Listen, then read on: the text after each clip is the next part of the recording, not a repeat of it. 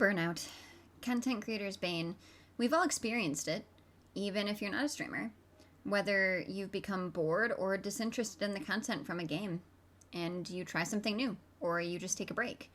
Well, I feel like that's happened really quickly for a lot of people after Guild Wars 2's End of Dragons, and I want to find out why and see if we can alleviate the issue. So today, I sit down with Snebzor and see what drove him and possibly take notes. Today's podcast is a little bit of a hot topic. So if you guys haven't noticed, if you haven't cared or anything or never watched my content before, I have been away for about a month. So I had a baby and I came back and I streamed like 2 days later. And I was like, yeah, this will be fine. I'll be able to stream. It'll be totally good. And then all of a sudden, Oscar, that's my baby's name, started to get super active right when I would normally stream while Chalk was at work. So I didn't get the chance to stream like I wanted to, but it's totally fine. I would not change a thing. Oscar is amazing, and I'm so happy to be a mom. So I came back, and I was like, where is everybody?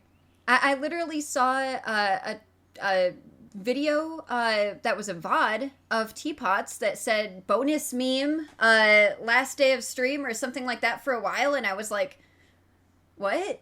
And Muck's been streaming other games, and Laura's been still streaming Guild Wars 2 and other games, and the category for Guild Wars 2 has been a lot lesser, and I've seen a lot of stuff on Twitter as well. So I wanted to discuss that with Sneb because it seems like everybody pretty much feels the same burnout, if that's even what you want to call it. It's not even burnout because I'm not even burnt out of playing the game. I'm burnt out of playing same depression. Yeah, like it's weird. So Sneb hates Guild Wars 2. I feel like that's the consensus right now. I mean, I certainly don't hate the game. I think for me, I've gotten to a point where I feel like I've completed the game in a sense, and the only thing that I find fun now is helping other people complete the game. But I've done that for a while now, and so I have this community where we have just under 30 statics going on. We help organize them. I realized I had a problem when the other day I was having more fun putting people into groups than playing. And I kind of sat on that for a while and just tried to ignore it. Then the next day I was streaming, and the next day there's all these YouTube comments basically bashing me for saying that you can do hard things. And I was just like, do I even really belong here? I just keep getting the sense that people don't like many content creators in the Guild Wars 2 community, and that they wish them ill. They don't want them to be successful. They don't. That's what I feel like a lot of the time. Obviously, you're getting too far into the podcast. Yeah. That was 3 different topics, Sneb. It's because they're all interrelated. Yeah. I think ultimately for me, this is very much a me problem, but I think I've played Guild Wars. I've played Guild Wars 1 since 3 months after it released when I was 11 or 12. So I've played the game for years, and a few years ago I started streaming, and then I made this goal to become a ArenaNet partner. And as much as we meme about that, at this point I found it a little disrespectful that I can't get them to talk to me. Even if they were to tell me no, that's better than the silence. It feels very awkward, and it wears on me now. So that, coupled with the lack of replayable end game content, and the lack of rewards for strikes, those systems, all of it has sort of brought me to this place where I'm just I still love the game and I still care about it. I still think it's an excellent game, but I think I need a break to not be mentally destroyed. So let's back it up a little bit. You'd mentioned that you felt like you had completed the game. Well, first of all, it's an MMO. You're not supposed to be able to do that. So what when did you start feeling that way, and what content did you complete that made you feel that way? And if you want to give a little bit of a hey, I'm Sneb, this is where you can find me type deal as well, and kind of toss that in there, I'm sure people would Yeah. appreciate that too. Yeah, well, you can find me on Twitch and Twitter and all the things, Snebzor, Snebzor. But what made me feel that way? I'm not really sure. Like I was full clearing raids on like 3 or 4 accounts for months, right? Just Mm-hmm. doing raids I remember over and that. over and over again. And and this was before EOD. So multiple accounts. I progressed multiple accounts through a bunch of ascended armor or ascended weapons so that I could help more people learn raids. That was my rationale. If I had multiple accounts, I'd still get rewards for doing the raids, but I'd also be Mm-hmm. able to help other people do them. So it was kind of like a win-win. So I did this with like multiple accounts. Um, it got to a point where like I'd make a new account and within 2 or 3 hours I could be raiding on it. Right? Like Right. I would just buy exotic armor, transfer some gold over and jump in. So I was doing this over and over and over again. I got really good at a few classes, okay at others, and uh, I don't know. Like I feel like I can learn anything that I want to in the game at this point. I've completed all the hardest achievements, all of that, and I've done it multiple times on multiple accounts. And I just that's it, right? Like nothing else is really a challenge. They nerfed the actually probably one of the biggest things is they released Dragon's End. It was the best content they'd ever released, hands down. Super fun, a little bit challenging, very doable. And rather than being like let's rise up to the challenge, a lot of the community said nerf it. It was nerfed multiple times within the first 2 weeks or 3 weeks, and then it became so easy for players that do end game that they no longer want to do it. So it's in a better spot, but still not easy enough for people that just play open world and aren't interested in engaging with the combat or gear system in any way. But it's now so much easier for the players that do that it's not a challenge in any way. Like you basically can't lose if you engage with your skills and the squad and stuff. And so I stopped running it because it became unfun for me because I just knew I would win. I like the thrill of maybe losing, even if the maybe losing is like a pretty small percent. So I just looked at all this and I was just like, well, maybe Guild Wars 2 is moving away from what I like anyway, and maybe I've just sort of completed the stuff that I enjoy in the game, and maybe we won't get too much more of that. So I think that brings up a couple of questions, and some of it's going to be a little bit of a nitty gritty. And I see some of the people that we have in chat, and if you guys have any questions later on, if we still have time, I'll ask Snub some of your guys' questions if they're not too memey, or even if they are memey. But I think we're going to get into some things that not necessarily everybody would like to hear. But firstly, with talking about Dragon's End and making it feel like, you were sitting there doing the content and you knew that you would be able to put a group together and that you would be able to complete it, how did you feel about people saying that it was too tough and that they didn't like that it was something at the time that was required to be able to get the turtle, which was something that was promised with that was a main feature of the expansion? I know it's been hashed out quite a bit, but just since it was brought up in this scenario of making people feel burnt out, how do you feel about that? So my initial reaction was, oh, like you can do it, right? Like this isn't as bad as everyone's saying. Now, granted, it did need some tweaks because there were some bugs that made it like impossible for the average group. Mm-hmm. But I don't know. I don't even really know how to answer that. Like, See, it's hard because you're like, okay, how so do I much. I feel like answer? I've answered this question a lot, and every time I feel like I have to be so careful. My initial I don't think reaction you do. was like, "You can do it," right? Like, I tried to motivate people and be like, "You can do it. Like, we can do this together. Like, we just have to have a strategy. We have to go in. We have to organize boons. We have to learn about these things that open world has never taught you." Because the game doesn't do a very good job of explaining those things. But you can do it. Like it's totally possible. Let's do it together. I'll help you. And the reaction I got was you're ableist, that it's impossible. You're totally wrong about this. I got a lot of flack for that. People were leaving my Discord saying it was unwelcoming, and I was just like totally baffled because that's legitimately how I've always lived my life. It's like we can do hard things. Like when there's a roadblock in the way, we figure out a way to take it apart and move on. I never just think, oh, like we can't do it. It's over. I'm very optimistic in that sense. So it's very hard for me to navigate that. Um, I feel like there's another part to your question, but that's No, the it's rant okay. I No, supposed it's to go fine. on. And it's actually funny because when I was starting to take a break, which didn't even at the time have anything to do with the game, it had to do with, personal things. I was having a baby, I couldn't be around. And I was still trying to keep up with some stuff, and I had seen that people were treating you that way in comments and stuff, and I was like, I was so baffled because I'm sitting here going, okay, so not that I know you personally, but from what I know of you playing, doing things together, doing contests together, doing podcasts, I'm sitting there like, I don't consider myself to be, a very,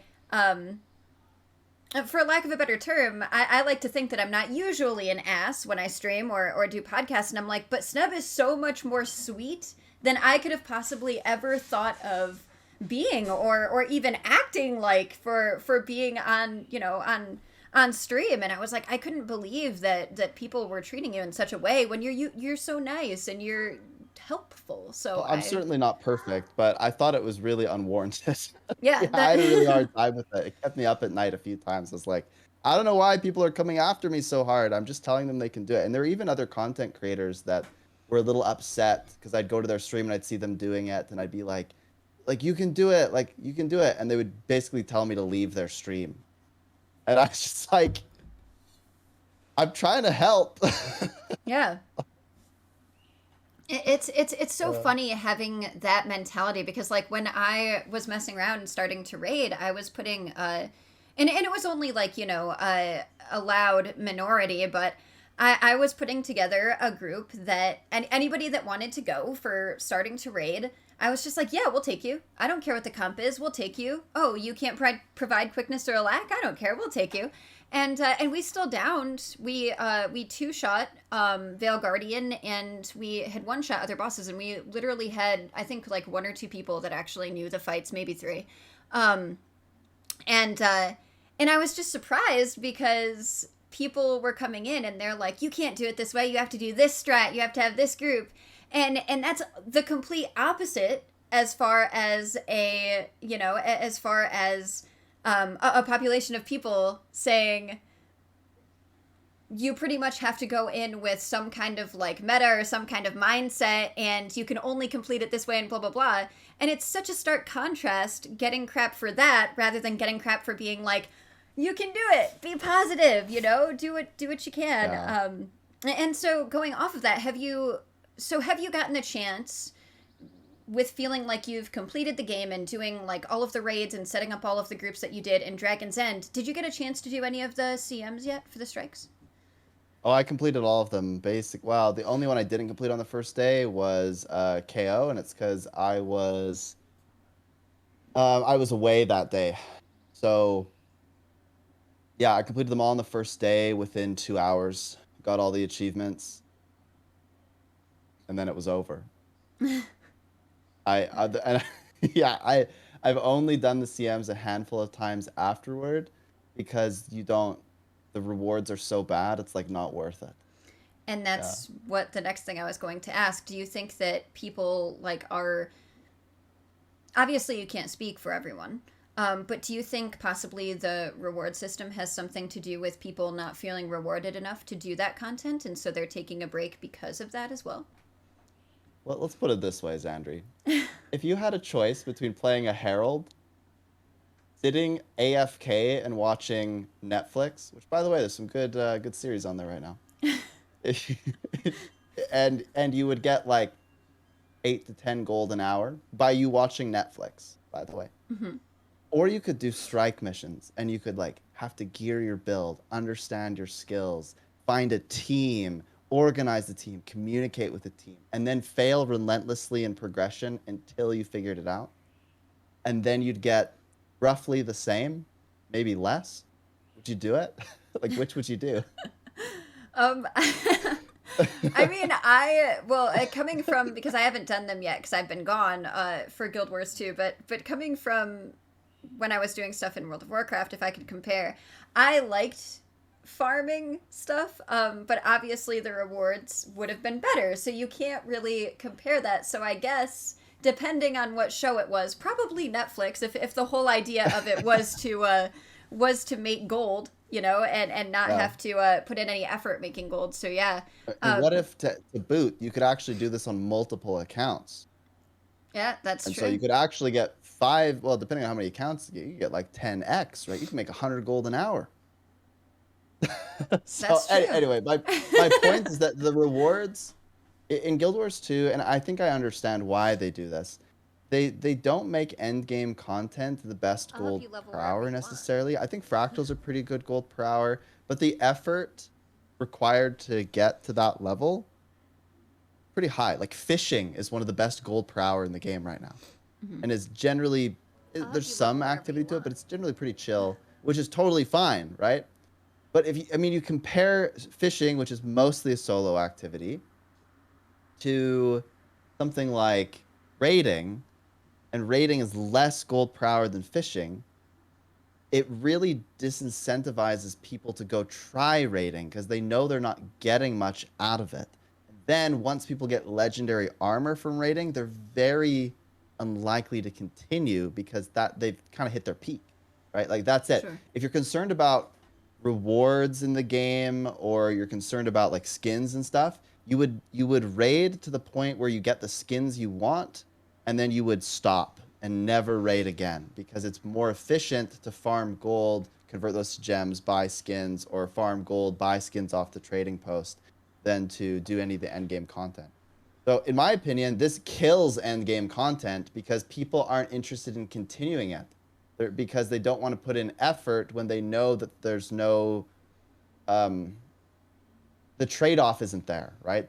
Typically, if you're to go do something really difficult, you'd think that there'd be like, okay, high risk, high reward, but there's not. It's high risk, low reward. Right. And actually, I saw Isa talking in chat. So, Isa, hopefully you don't mind my calling you out, but I saw a tweet the other day that you had posted, and it was for the new Skyscale skins, the dragon themed. And Isa was like, this would be really cool if this was something that you could get in game from a reward rather than putting on, the gem store. And I understand the way that they make money is the gem store, but it would have been something that would have been really cool as a reward. So I don't know, like, what do you think that would have been neat? Do you think it would have been too much to have like new skins as a reward, especially ones like that? Or, I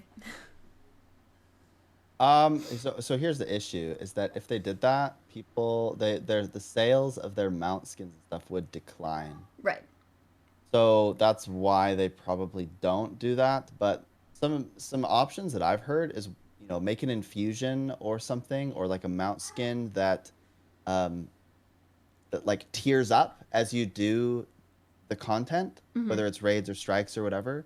So you do X number, like maybe you put LI into it, and or you put, I don't know, LI and a bunch of stuff into the Mystic Forge, and it upgrades your skin over time, Mm-hmm. right? So that could be like a pretty prestigious reward that would keep people playing the end game content. Oh, I want the next level of dragon skin for my sky scale, or I want the next level of infusion. I think that could do it, but I think people would vigorously complain about it. It's very much a cultural problem now. They've reinforced this ideology for so long that this is the culture. Like I'm under no illusion that I am the minority here, right? Like this is how the game plays. This is what they fostered over time, and any suggestion I make will be met with contempt because this is how the game operates. People like that they can play really passive content. That stuff really isn't for me. I stopped doing a lot of open world events because I find them to be just so passive that I'm not even really playing the game. Um, but yeah, it just is what it is. Like to shift that, it takes a lot of work. You have to really change people's behavior. Right. And just one of the reasons that I was bringing it up because I saw Isa post about it, and I would assume that Isa posted about it because of seeing it in 14. Because one of the things in 14 is obviously they have the store isn't as integrated into the game, but they do have an online store that has all of these cosmetics. But there's a lot of cool things or like recolors of skins and they call it glamour and items that you can get from dungeon drops, which makes it so that that content stays as something that you would want to do. Like there's good incentive to go back and do that. Like it stays current, and the same thing with raids and the way that they have some of their weapons that are kind of like they would be comparable to like working on a legendary with the quest lines that you have. So it would be cool if they had both. And I think that that's one of the things that could possibly really help out. Is there any part of the game currently that you would enjoy playing if you logged on? I know you said that you like doing the type of like more hard content, the stuff that challenges you.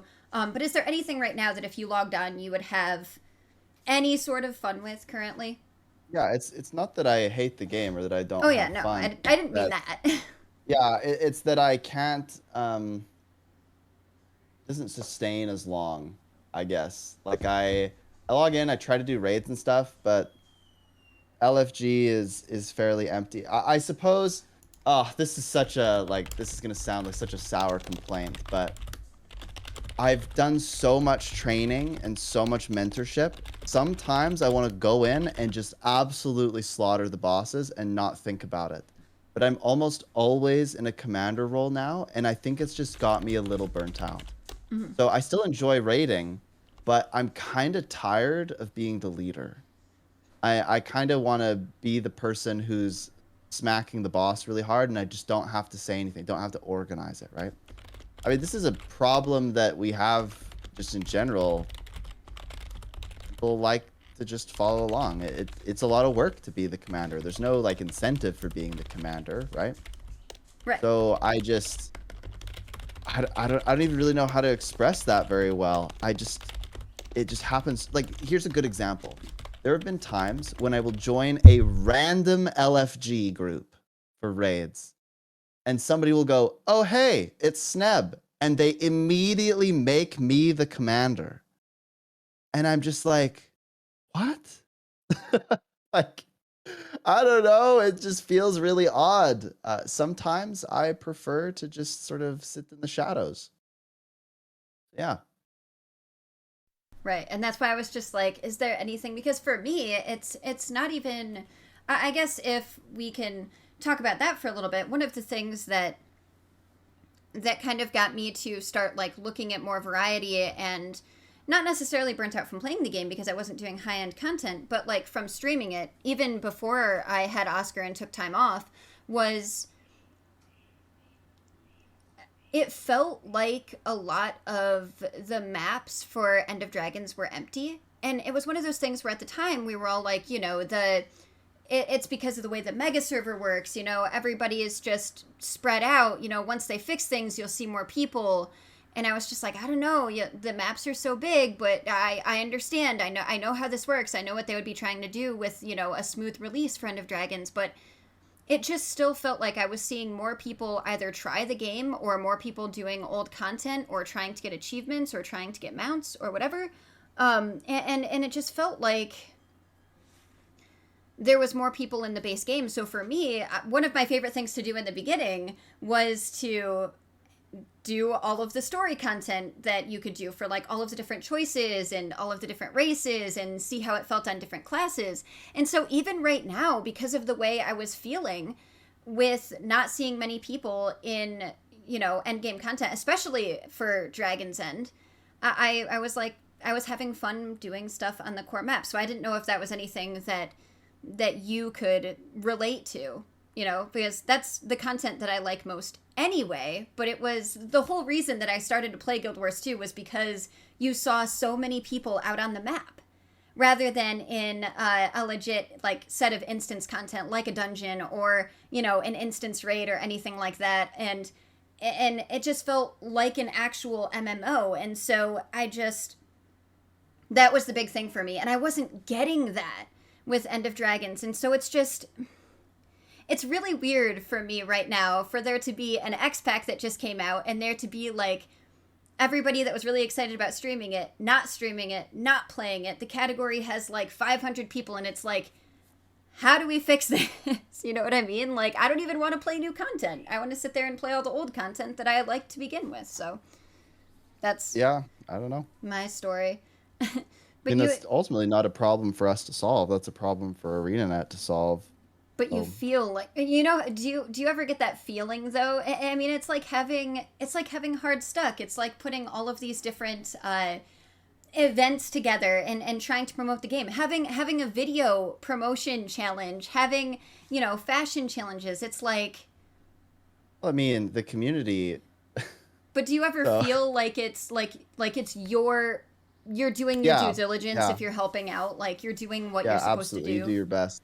But I think you've probably experienced this too. But the community like fights against anything you ever do. It's fascinating.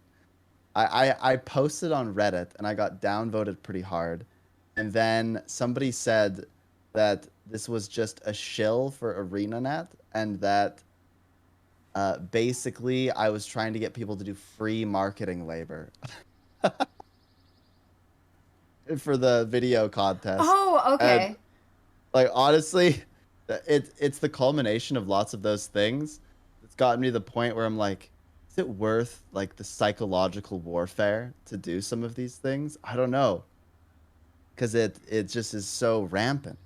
People like to complain a lot about a lot of these things, and I just find it really negative. Like before I started streaming and stuff, I really never surrounded myself with that much negativity, and at some point it kind of just gets to you, you know, like you're just so exposed to it all the time. I find it really demoralizing. So I don't know, you've not experienced that with maybe like a fashion show or whatever, right? People just Yeah, they I mean, complain because it's unfair. They complain because I had somebody accuse me of like rigging a contest one time. It never ends, right? yeah, no, I've had both sides, and it's, you know, you try to tell yourself that it's a vocal minority, or that it's only on Reddit, or that it's only on Twitter, or that it's only on a Facebook group, and or there's other things where you're telling yourself, well, it's internet, it's going to happen. Well, I'm streaming and it's in the you know, I'm in the limelight, so it's going to happen. Or it's you get raided and it's not your community, so it's going to happen. And yeah, I mean, it sucks, and it has happened to me. I think one of it hasn't gotten to the point where I haven't like wanted to play the game or had an issue with the game. It's not really one of the reasons why I want to do variety. It's more of a breath of fresh air thing. But just because you brought it up, for End of Dragons, I was actually really excited because I had first slot as an ArenaNet partner to stream on the Guild Wars 2 page. And I'd never gotten to stream on the Guild Wars 2 page, and I hadn't experienced anything that prestigious. And I've talked about this on stream before, right after it happened, because as just a person, you know, like with everyday things, you deal with a lot of crap, or being on the internet, you deal with a lot of crap, or being in communities, you deal with a lot of crap, and you just kind of get over it, right? And this was the one thing that actually, wherever you want. oh my gosh, I forgot I have the follower audio on still. Sorry guys. I'm like, you can level wherever you want. And I'm like, what? But at any rate, the one thing that actually really did get to me was I was excited, and I posted about my going live for it, and I posted it Wherever you want. in a couple of the Facebook groups, and I won't mention any of them, and I'm over it now, but it was the one thing that actually did upset me. So I was really excited about streaming First Slot. I was excited about it being the expansion. I was excited about it being on the Guild Wars 2 page. And all anybody could talk about when I posted the going live was my profile picture and how lewd it was and how awful of a person I was because there were kids and just all of this stuff and how my content must be terrible, and I'm one of those like e-girls, and I'm one of those people who does what the heck is it, does like sounds into the mic and everything like that, or like RL stuff. And I was like, first of all, I don't really care what other people do. I don't really care what other people stream. I don't really care what other people's profile pictures are.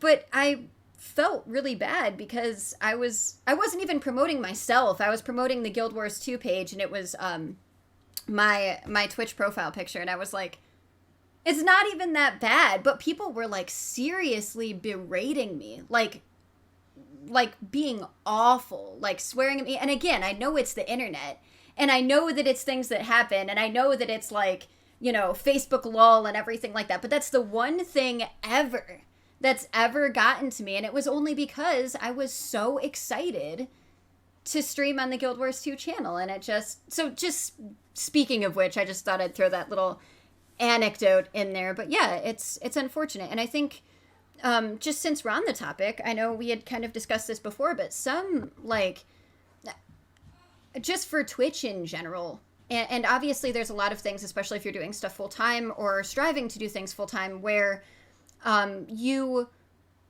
want to be better than other people, right? Like, you want to get that time slot, you want to have more viewers than another person. But I feel like it's around EOD drop, which is another reason I started to get burnout just from streaming in general, was it seemed like content creators were at each other's throats. Like, they were upset that there was an End of Dragons leak. There were people defending the people who had leaked stuff for End of Dragons. There were people that were, like, upset about partners. There were people that were fighting each other. And I was like, whoa, like, can we all just get along? I know we can't, because again, it's the internet, but can we all just get along? Like, what is going on? And I feel like, obviously it happens everywhere, but I feel like I saw it more. Maybe it's just because I followed, like, the Guild Wars 2 hashtags or search stuff as well, but it's like, I would love to fix these things. I don't know how I would, because I love the game, and I hope that, things will get fixed with communication and rewards and all of these things, because I want to continue to promote the game, because I love, what I do. But holy crap, you know what I mean? I haven't played the game for 10 years. I played for 1. But I don't know if you've seen that, if you've seen people, and this could just be a Twitter thing too. I don't know, because I have my specific people that I watch on Twitch for, Guild Wars 2, but holy crap, it just seems like people are like, especially content creators in the community, are like, whoa. People have very strong opinions about how things should be done in their game, and it makes it very difficult to have a conversation about it without things getting, well, it's a little bit ferocious.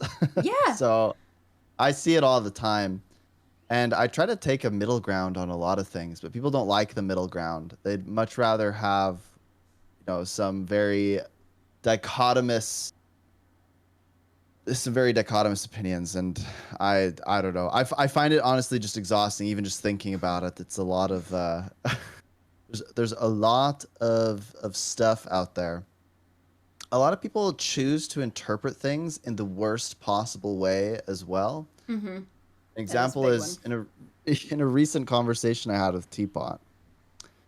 I made the comment that, lots of people actually want to play the game, and they complain vigorously that there are no groups on the LFG, but none of them are willing to put themselves on the LFG and start the group. Now, this is for a number of reasons, right? This could be they have anxiety, or they don't want to be the leader, or they're not confident, or, they just want to play passively and don't want to have to, organize everybody.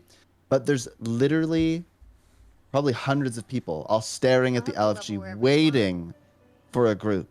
And then they log out and they go, man, nobody's starting a group. And so if you could just find all those people and get them together and just be like, yeah, you can do it.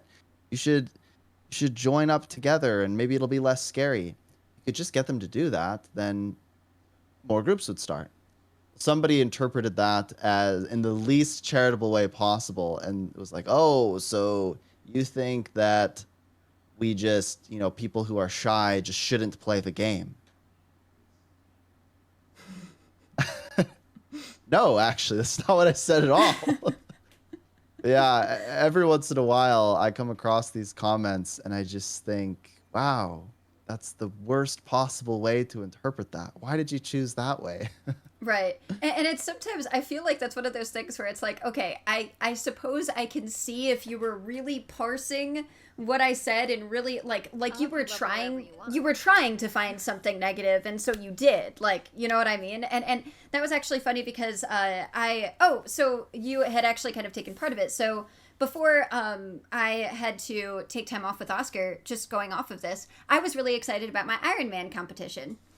And I was talking about how excited I was and how much I thought, people would enjoy it because it was a different type of challenge that wasn't really in the game, and I thought the rewards were really cool. And there were people that were like, wow, casual people can't do this. And I was like, well, you could try. And then there was someone else that was like, why would you do that? It's too hard, or you're just trying to weed people out of your community. And I'm like, you don't have to participate if you don't want to. And you don't have to win either. It's just something fun. Like, do it for yourself. See if you can do it if you're interested in it. If not, just, like, why are you stopping to give me your point of view on it whatsoever if you have no interest in it? And I just feel like it's one of those things where if someone wants there to be bad context for something, they will find bad context for something. Like, I can tell you that right now. But one thing I will say is for other games that I've played, because I've streamed other things than Guild Wars 2. Guild Wars 2 is actually the most recent thing other than SWTOR that I had gotten into. I do feel like as much as we can debate about things, like regardless of what part of the game it is, regardless of what part of the community is, I feel like for me at least, and for stream, like we could debate about something and people could debate each other in chat for forever, and it seems like it's getting super heated. But the next day when I would stream, those same people would still be in chat and they'd be hanging out and having fun. And I feel like for other games that I've streamed, because a lot of people were talking about World of Warcraft in chat. I started with World of Warcraft. I was a huge World of Warcraft nerd, like serious raider. I used to carry people for Mythic Plus when I had started streaming and things like that. But when people would get, really, it seemed like they were getting heated. It seemed like they were being mean to each other. They'd be back the next day and it'd be totally fine. Or they were just trolling each other and I'm just like, oh. And with other games, I feel like it wasn't that way. Like, people would get so mad at each other that they would unfollow me. And they'd act like I was cultivating a toxic community when that wasn't. I don't know if that's. Have you started streaming other games than Guild Wars 2, like recently? A little bit. I've been playing StarCraft with Teapot. So there's that. And I was going to try Songs of Conquest the other day, but we started playing StarCraft instead. So tonight I'm actually planning on doing a little bit of Guild Wars 2 and then immediately going into Songs of Conquest. So nice. And so, are you planning on picking up any other MMOs, or are you nervous about all of the things that we just stated happening in another MMO? Yeah, so yes. I'm not sure, to be honest. I've thought about trying Final Fantasy, but I think the amount of time I'd have to put in would be pretty high. And I just don't know if I'm willing to do that at this point. Now, I've played old school RuneScape quite a bit. I actually logged in the other day. I have like a hardcore Iron Man that has 99 fire making and 94 fishing. So I have like some progression there already. And I figured that's a game I know a little bit, but not super well. So it could be fun to explore more. And that is a pretty good MMO community. I actually think the RuneScape community has one of the most hilarious communities in the entire gaming sphere. So if I was going to play another MMO, that's probably what I would do is probably go to like old school RuneScape. That's the easiest transition for me, but I could try Final Fantasy, I could try New World, I could try all of these things. I'm not sure. I think so there's like so many options. I think I'm just trying to find the joy in gaming again, and part of that is returning to some old loves, right? Like love StarCraft 2, I played through the StarCraft 1 campaign recently off stream, and I was just having a blast playing Warcraft 3 late at night, and just the memes and stuff that go on there, they're just super fun. Like, I don't know, I enjoy it a lot.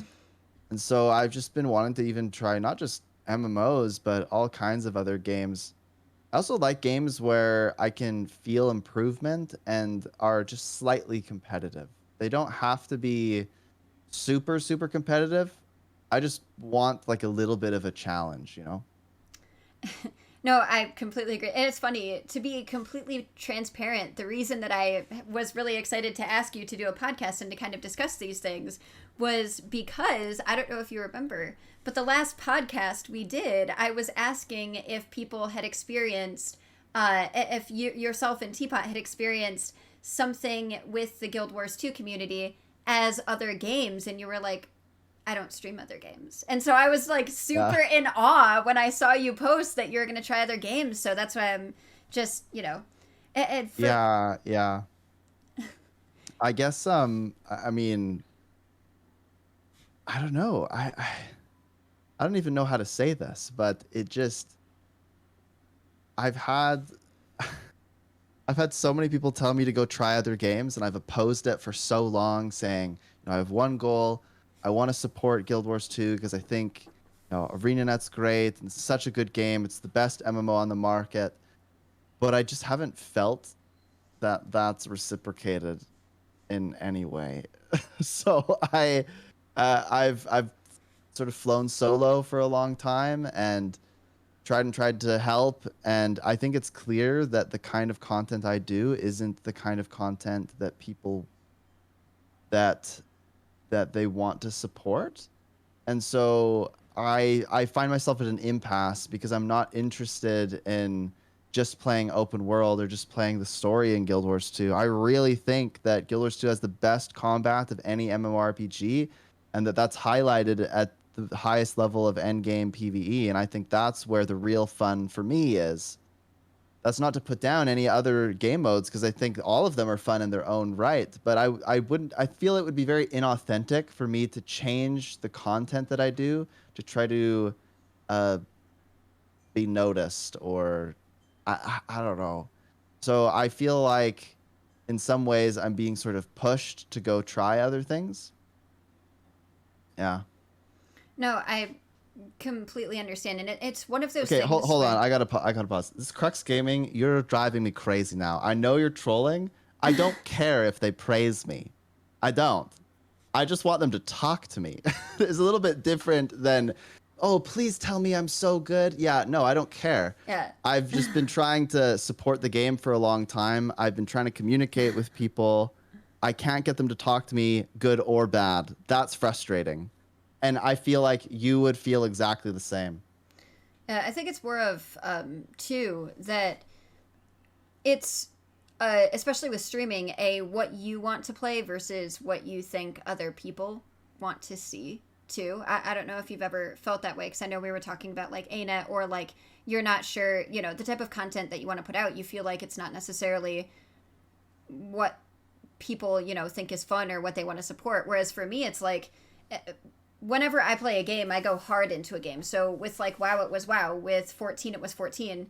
And with Guild Wars 2, it was Guild Wars 2. And I had, I had actually burnt myself out of Guild Wars 2 without anything else, which is why I took a break to do the Final Fantasy 14 Endwalker MSQ, because I had gone into Guild Wars 2 so hard. I streamed it every day for 6 hours a day and read every single book that I could find and talked to every single NPC that I could, and it just got to the point where I had burnt myself out. But I was playing it so much that it was like, at the time, not to like sound bigger than the stream or the YouTube actually is, but at the time it felt like I was known for Guild Wars 2, and I was so nervous to do the Endwalker MSQ. I was so nervous to start streaming Star Wars: The Old Republic. I was so nervous to, if I had a sponsorship opportunity, take that sponsorship opportunity, because I didn't know if anyone was going to be there, and that was nobody's fault but my own. And so I don't know if you felt that either, where it's like, Guild Wars 2 isn't going anywhere.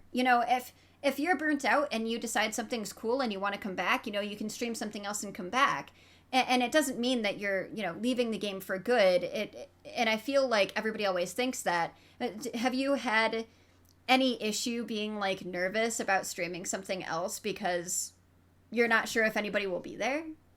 Yeah, I feel like I've really held myself back. Yeah, in this pursuit of helping the Guild Wars 2 community, I've really held myself back. And so, yeah, I've felt that a lot, and I don't feel that now. So I'm just gonna play whatever I think will be fun, and we're gonna have a good time doing it.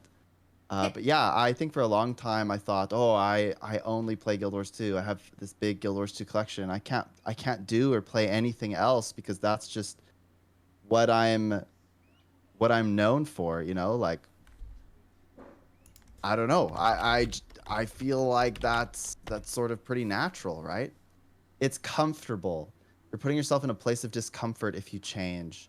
And I think over the past week and a half, 2 weeks in particular, I've become more comfortable with the idea of change and it being okay to do different things and to extend my efforts into other areas and not put so much emotional attachment into the game.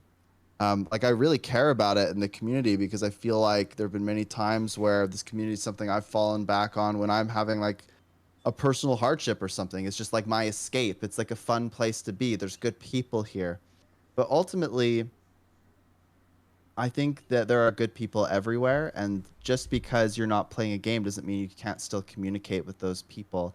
And just because, and it's not like I'm quitting the game. I just won't Right. play it as much, right? So, I mean, I honestly probably played an unhealthy amount of Guild Wars 2 during the pandemic. So perhaps it's good to try some other things. And that's why, you know, I named the podcast what I named it, because that's what a lot of people are doing, and so that's why we're discussing it. It's like it's not just a few people, it's a lot of people, and it's a lot of the people that really promoted the game, you know, for ArenaNet, you know. And I think it's kind of funny because whenever you say, "Oh, I'm gonna be streaming this game," or "Oh, I'm playing this game," a lot of people, and it's fine because I'm glad that people like my, you know, my Guild Wars 2 content. But a lot of people will be like, "You're leaving?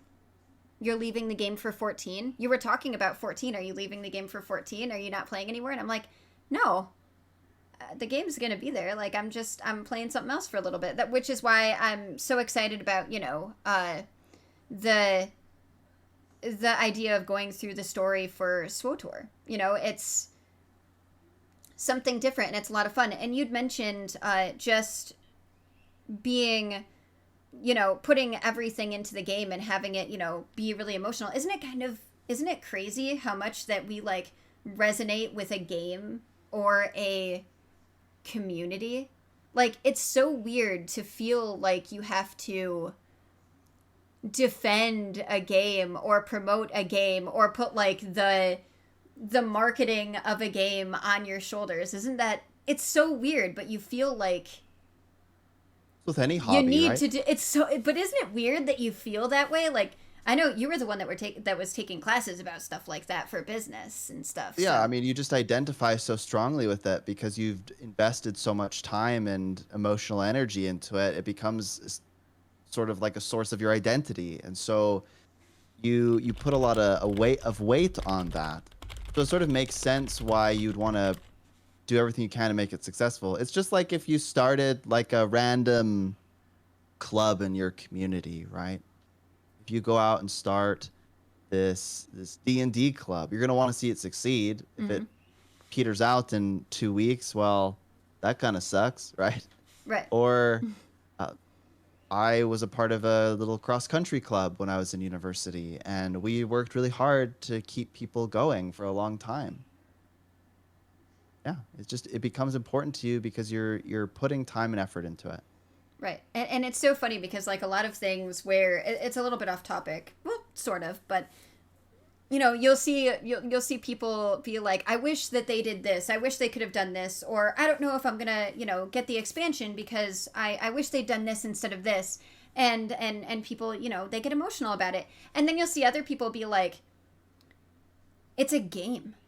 Why do you care so much?" And it's just like, I can't explain it, but I've put a lot of time into it and I do care. I know it's just a game. I probably shouldn't be this upset, but I do care. And like, I wouldn't be putting together podcasts, I wouldn't be trying to talk about ways to be able to fix something, or I wouldn't be pushing the game, or I wouldn't be trying to play the game with new people if I didn't care. So it's just kind of funny that,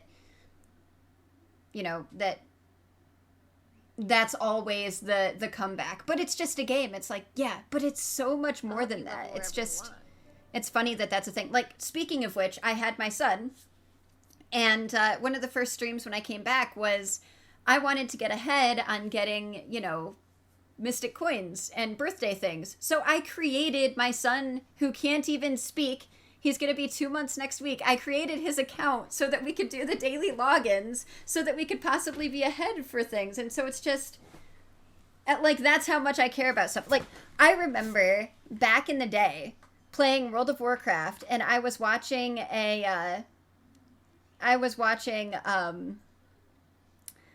one of something for BlizzCon, and I was really excited about it. It was during Mist of Pandaria, and they had this big BlizzCon, and they were doing PvP tournaments, and I was really upset, and I was like, someday World of Warcraft isn't going to be a thing, and I don't know what I'm going to do with my free time. Like, I hope that there is never a day when World of Warcraft isn't a thing. And now we've gone through, like, all of the crap with Blizzard that's been going through. We've gone through, like, all of these lore retcons and all of the, like, crappy and I'm sitting here going, I'm not even playing World of Warcraft anymore. But at the time, it was the worst thing that could have happened to me for outside of, school and, it's I just think it's funny. But, Yeah. do you ever think if you picked up another game that you would put in, like, as much time and effort? Like, let's say you did pick up another MMO. Like, do you think that you would have the same passion for it if you tried something else to put in that amount of effort that you did for Guild Wars 2? It's possible. I think the big thing is I don't see myself getting to the time played in as short of amount of time. Like, I don't think I mean, I'm a dad. Right. I have a lovely 2-year-old daughter. I have a wife. I have another daughter on the way in September. So, I mean, I'm going to be a girl dad. I've got stuff to do. I'm not going to I'm not going to spend all of my time on Guild Wars 2 forever, or any game for that matter. So I just know, especially now that it's summer, I'm going to Buzz Lightyear on Saturday with my daughter. Okay. Like, oh, right. I forgot that was coming out. Yeah. I don't see myself ever putting as much time into a game. I just couldn't put as many hours. I don't have the hours to commit. I'm not single in university anymore, right? Right. So, yeah, I mean, I can still have the same passion. I just can't put the same number of hours. So, yeah, it's a little bit different. It's kind of a yes and no. I can put the passion. I can't necessarily put the hours in. Right. And that's just one of the things that I've been struggling with, because I was talking about it when I was starting to experience a little bit of burnout. I was like, I'm still going to play, Guild Wars 2. It's just not going to be every day. I might take a week off and play something else. But my passion is MMOs. I love the lore behind MMOs. I love playing games with other people. I love dungeons. I love raids. I love PvP. And as much as I would like to get more into single-player RPGs, I just don't know if it's in the cards. And I'm sitting here going, how am I going to have time to make sure I'm caught up in the story for 14, make sure I've done Savage for 14, possibly do Ultimate Raids, make sure that I'm caught up, because I still have to finish Living World Season 1, Episode 2. I just finished Episode 1. And then when each living season comes out, I still have to do the CMs, because I haven't done it yet since I've taken time off. 6.1 for Final Fantasy 14. All of the story in SWTOR, which apparently changes for different classes. There's like 8 different stories. And I want to try ESO. I want to try RuneScape, like you had mentioned. And it's you'd just like like RuneScape. I have never. Okay, so I knew that RuneScape was a thing, and If you've never played, I've never fun even playing watched it this someone time. play. I saw it Oh like my gosh, don't then, and just go play, and they will embrace you. They love that crap. They do. They call it. There's a whole subreddit called Cute Noobs. oh jeez. And they go and they find people that are wearing like really off meta armor, doing stuff that's not efficient and stuff, and they all just like praise them for being cute noobs. Oh, jeez. It's awesome. I do know that if you like, or I think I heard that if you PvP and you lose and you die, you like lose your stuff. I don't know if that's Yeah, there's how like that actually you can works. lose your stuff in old school, yeah, in the wilderness. You risk stuff in the wilderness. Yeah. So with But like, it's only a certain part of the game. So I mean, oh, theoretically, you don't. There are certain quests and stuff that might take you through there, but you can just unequip all your gear and run through. so People if might try to kill you anyway, but so if I was in the wilderness and I came across someone and for instance, I probably won't, but for instance, I, got to, defeat someone else's character. Do I get to keep yeah, their stuff or is it just you gone? get to loot their crap. Yeah, You get to loot their corpse? you get to loot everything. Yeah, they get to keep it. Depends. So there's a feature called sculling. So whoever attacks first risks the most stuff, and then there's a prayer that you can use that will help you keep an additional item. So if you skull, you lose everything unless you have the prayer. You'd keep one item. If you don't skull, you'd keep your three most valuable items. Yeah, it's really interesting. People get really good there, though. That is so. Just a little bit of background for other people that might not know me or how much I like things like PvP. When the new Animal Crossing came out, people were like, "Are you gonna play it? Like, it's so cute. There's farming and everything like that." And I was like, okay, explain this to me. And they're like, yeah, so you have your own place and you grow things and you talk to the raccoon guy and yeah, people can like visit your island. And I'm like, can you take over other people's islands? And they're like, no. And I was like, can you like kill people to loot their farms? And they're like, Xandri over here no. trying to take over the Yeah. Animal Crossing Islands. And they're like, no, it's not that kind of game. And I was like, oh, then I really don't think I want to play it.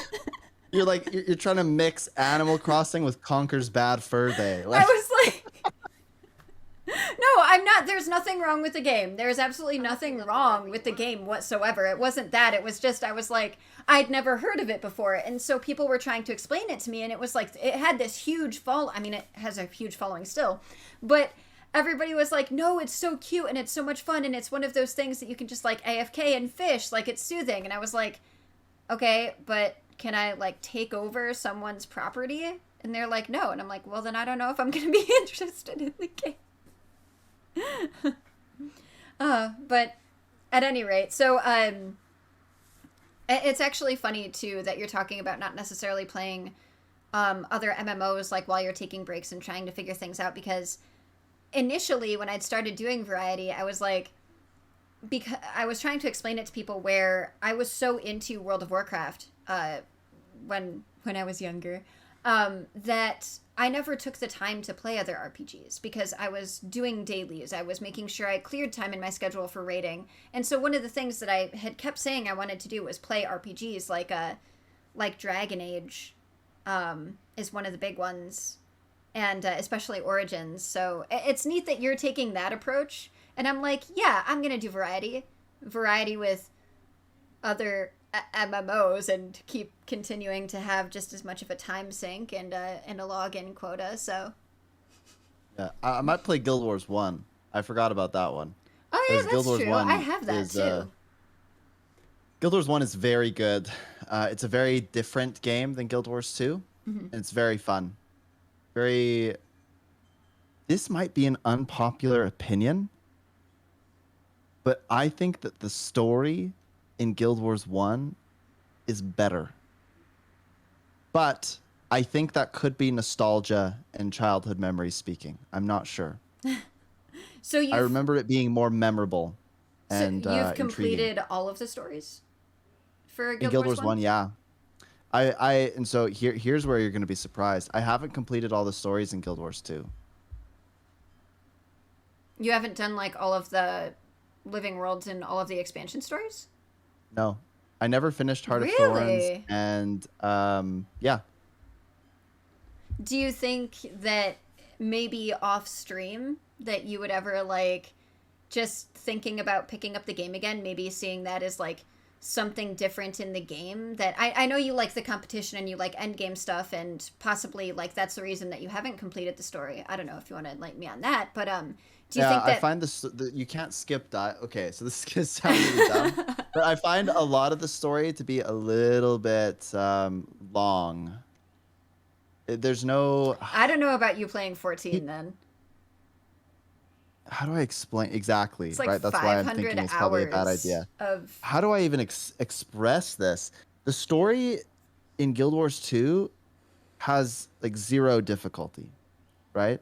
Which is fine. I totally get yeah, that. like you But the you just keep problem is that it's very long. I feel like I'm just waiting for the next thing, right? I'm just like, you can't speed it up with your skill level in any way.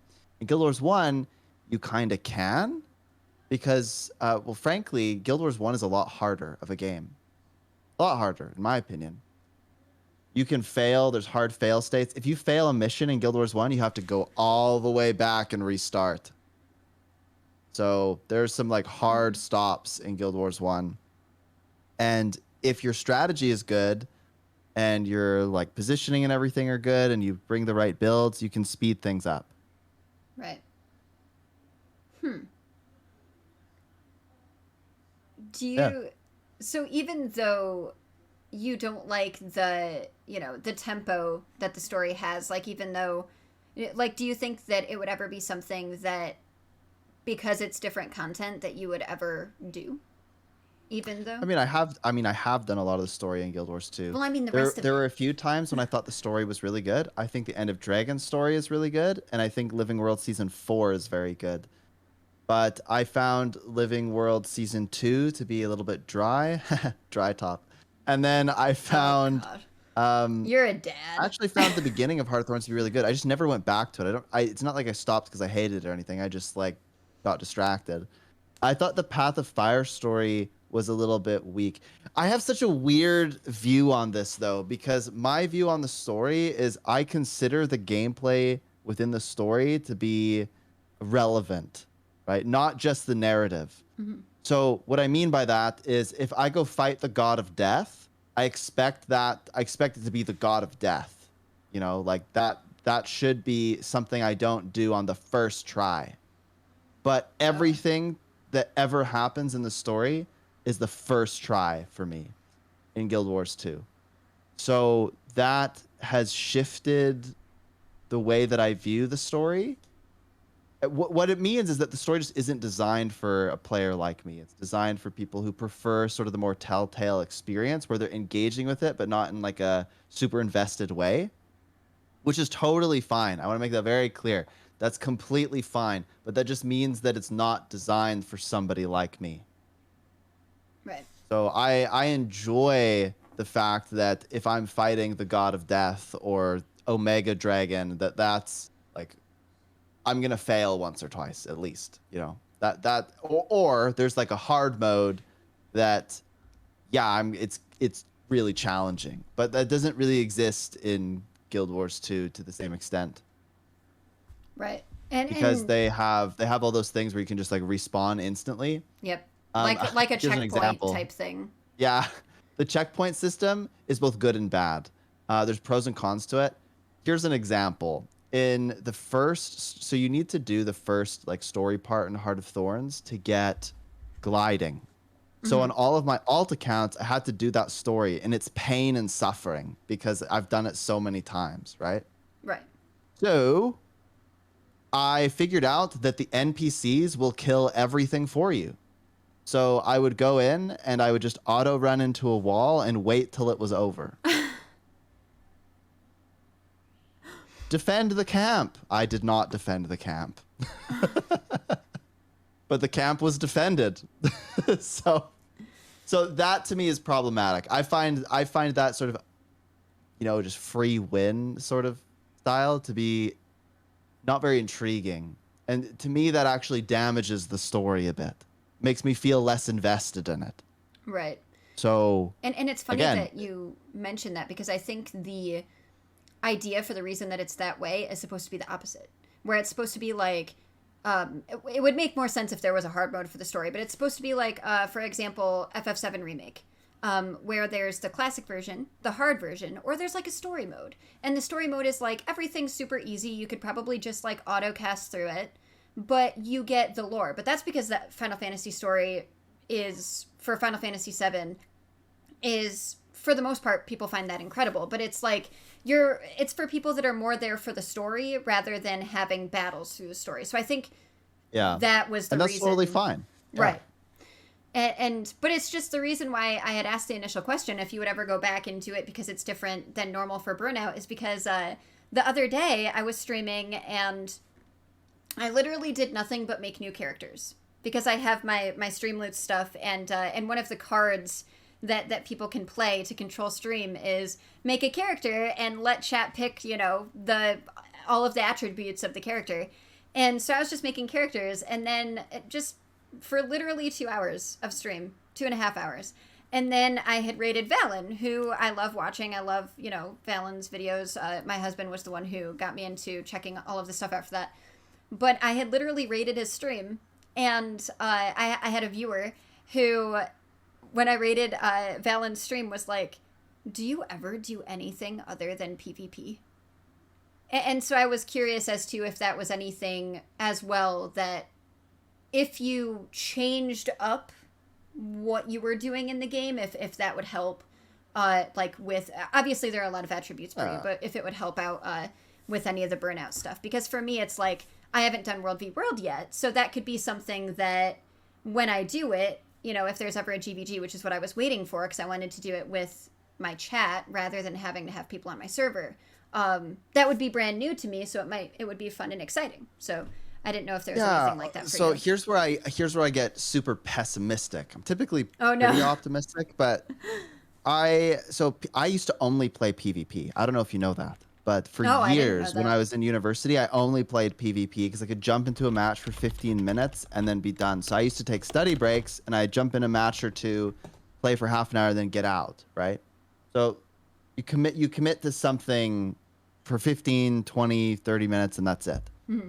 So I have like 6,300 played PvP matches in Guild Wars 2. I loved PvP a lot. I used to watch content creators, spectate tournaments and stuff, and I always thought, oh, I really want to do that. Like, I want to commentate the monthly automated tournament. That was actually one of my big reasons for wanting to become an ArenaNet partner, because I thought that would be really fun. But anyways, PvP to me has gone really downhill.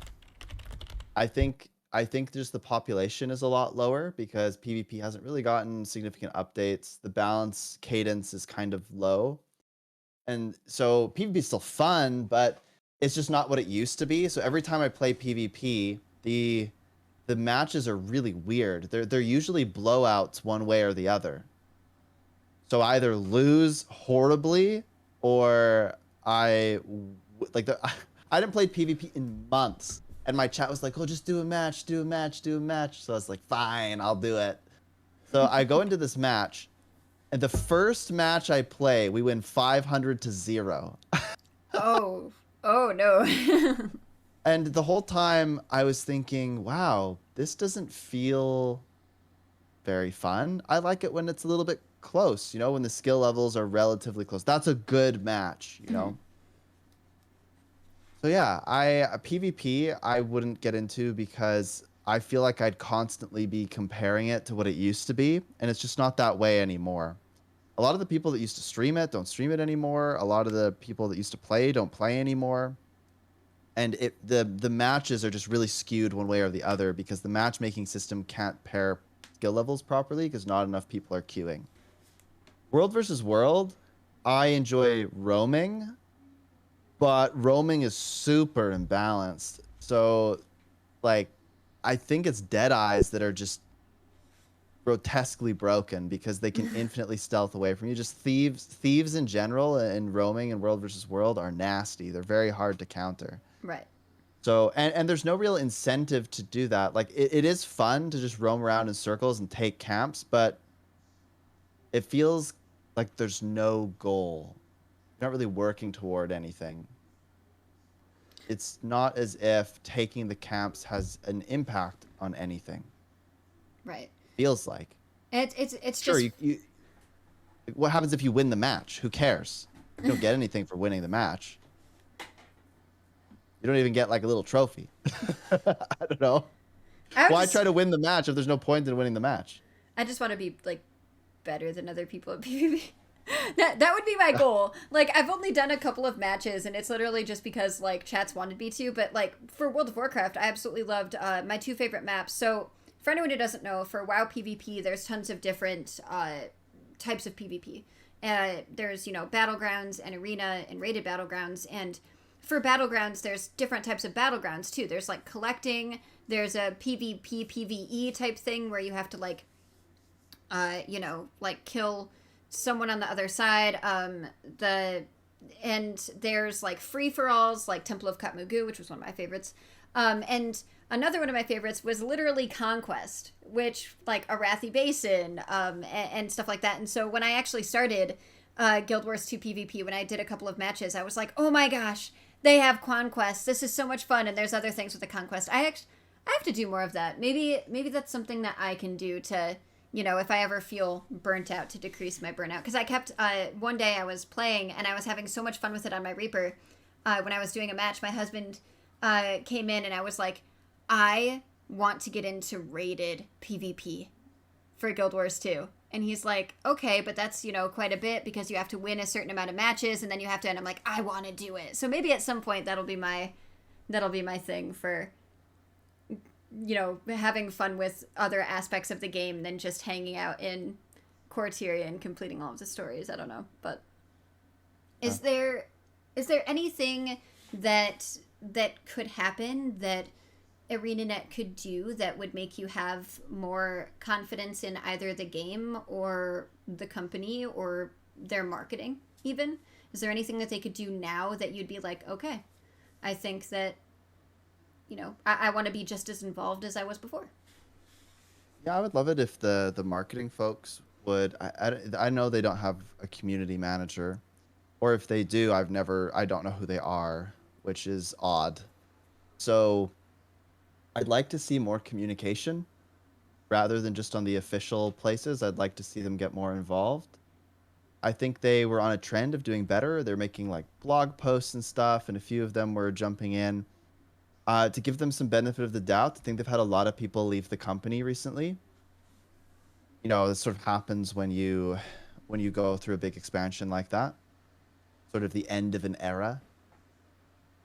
So there's been a lot of transition, but I'd like to see them get way more involved in talking to people. I'd like to see them, support some of the content creators, and rather than just go after people who are going to come to the game and play for a couple weeks and then leave, I'd like to see them, really support the folks that are trying to retain people and keep people engaged and set up systems for people. I think that's really important. I would like to see the game reward people for effort, so a bit of a meritocracy. So if you're going really hard at this end game content, I'd like to see the rewards somewhat justify that. I think if there were more long-term goals in the game, like I'd suggested before, I don't know, it's an infusion, some novelty item, whatever, that you can like upgrade over time, even that would encourage me to play strikes and stuff more. But for now, strikes take a bit of a long time, and while they're mechanically engaging and relatively fun to play, I find the hassle of setting up the group and organizing all of that to not really be worth the effort to get, maybe 2 gold. Especially if you're doing the CMs, it's a lot. It feels like a lot of work and a lot of training and organizing to not really get much out of it. So, in summary, some reward changes. I'd like them to be more communicative. I'd really like to see the marketing folks be more involved in the Discord, or at the Discord. I'd actually like to see them have an official Discord. Yeah, do that. Yeah, I'd like to see them have an official Discord. That's an aside. I'd like to see them more involved in the Reddit specifically, because old school RuneScape, they have what's called the mod Smackdown. The mod, that is the name of it? The mod Smackdown? Yeah, they have mod Smackdowns. Okay. So people will go and they say, I got unfairly banned, and they like whine to the subreddit. And it's either they're about to be redeemed and get unfairly banned, or the mod will smack them down and show them and tell everyone that they actually botted the game and shared their account. So So people will like, they'll just type in the comments, I'm just upvoting for the mod SmackDown. And then a mod will go in there and be like, hey, I reviewed your account. You cheated and macroed on these days at these times. You are not getting unbanned. Just like Or, hey, we out reviewed there your in account. It was a public. mistake. Yeah. Oh, just I out in love public. that. Yeah. It's hilarious. Yeah. So I actually probably spend a ridiculous amount of time in the old school RuneScape community, despite not even really playing the game that much, just because it's really entertaining and they're like really engaged. They do live streams like every week with the mods and stuff in the game, and they just talk about the game, the direction. They have polls, and the community decides on the direction that things are going to go. Keep in mind, they made an entire concept for a new skill, and the community voted it down, and they respected that. I find that wild, right? That's incredible. So I just really like the communication platform they have. I wish that Guild Wars 2 would emulate that in some way. Granted, very different audience, very, very different audience, very different games. So maybe it wouldn't align. But I'd be curious about how that might go. I actually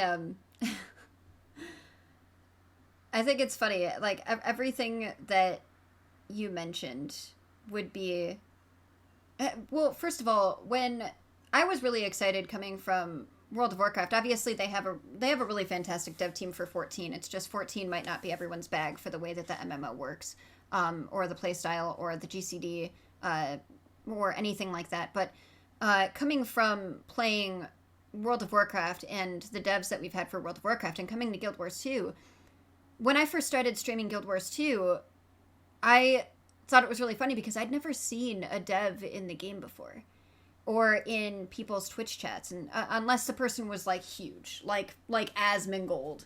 So there were always like Blizzard devs watching him because he would like try to break the game for the most part. You know, it was to get like promotion for your game because the person was so big. And I'd never seen it for like smaller people like Anet Ben and, you know, people like that. And so to me, that was really cool. And I would love to see, like you were talking about, I would love to see more of that for everyone, not just, you know, someone new coming over, or, you know, someone who has always been like really big in the community and has a ton of viewers. Like I would love to see it for, you know, someone with just everyone, you know what I mean? Like boost morale, you know? And it would be nice to see the hype that they had around End of Dragons. Obviously you're going to have more hype around an expansion release. It's always a thing that happens, you know what I mean? It's like games here, expansion release, you know, and then it drops down and then it plateaus again. And it would just be nice to see the same sort of communication and vibe that had happened around the expansion. Like, where did that go? You know what I mean? Like, it's definitely been better than what people have described in the past, like in the way past, with certain things, but it could definitely be better. One thing that I will say just about, like, with that in mind, I do understand the mindset of if someone comes over from another game and has quite a big community. I think the idea is supposed to be that you're, like, let's say you're a big, you know, bigger 14 person. You come over, you have like 200-300 viewers or something, and you're playing Guild Wars 2. And, you know, someone ends up in your chat, or like that person ends up being a partner or whatever. I feel like it's mainly because, especially with the free-to-play base game method, that they're hoping to get that community to play the game and purchase the expansion. Yeah, they're trying to convert people. Yeah. Right. And so it's unfortunate if someone only plays the game for like a week and is done after having that sort of promotion from the team. And so I would like to see it for veterans. But my hope is also that with there being that open and pushing someone who's new and bringing a community over, that person would stay. But I feel like it's a lot of those things where people get to like the core end game and they've gotten to 80 and then they just don't play anymore. And I've seen that with quite a few people that I was really excited to, people that I've even done podcasts with. I was hoping that they would be really excited about the game, and it was always, you know, got to finish core game and they were done. I understand the model behind it from a business standpoint, but it is unfortunate, especially for veterans or people that are going to continue to play. But I get it with the way the free to play and then the expansion purchase model is. You know what I mean? I actually don't understand the business side of it. Really? So, no, I don't. Because generally speaking, retention is more important than new customer acquisition. This is why Right. online reviews, these sorts of things are so important because you want to get people in and then you want them to stay. This is why when you go to a restaurant and there's hair in your food, they'll do anything to make it up to you because they don't want to lose you as a customer forever because you have a lifetime value as a Right. customer. So my concern is I don't know the data, but it seems really odd that they're so focused on new customer acquisition and not so focused on retention. Because like you just, I mean, this is all anecdotal. I No, want to yeah. just No, make that absolutely. very clear. I don't know what their data is, but it seems like a lot of people get partnered. They come, they bring their community over. Maybe a bunch of people buy the game, but then that person leaves, right? So they're not really focused on keeping that person there. They're focused on getting the people in, buying the game. Maybe they make a couple, and then they never play again. So maybe the lifetime value isn't there for them, and maybe it is just selling the game and selling a couple skins and then get out. Yeah, and Yeah, I mean, what I had meant by the model wasn't necessarily like the actual the idea behind the business. I meant like the fact that it's free to play and then buy to play. Whereas like if someone tries out the game, if they buy it and they're not refunding it, like it's they bought the game regardless of how much they play. That's what I was getting at. So yeah, I but get what wouldn't it I get be what they're doing. I don't necessarily think it's right or wrong. I think that retention should be higher up on their list. I think that like you know promoting a veteran or someone that's played your game for forever should be higher up on their list, and I would want people to have incentive to stay. But I understand the well we're doing this for this person because they're bringing people over and they have a chance to buy the game is what I mean. but isn't everything so again, no data, so just thinking about these things. The game is so cheaply priced that I actually think it's a loss leader. Meaning Okay. that you buy the game, but they don't really make any money. They probably break even or close to it, right?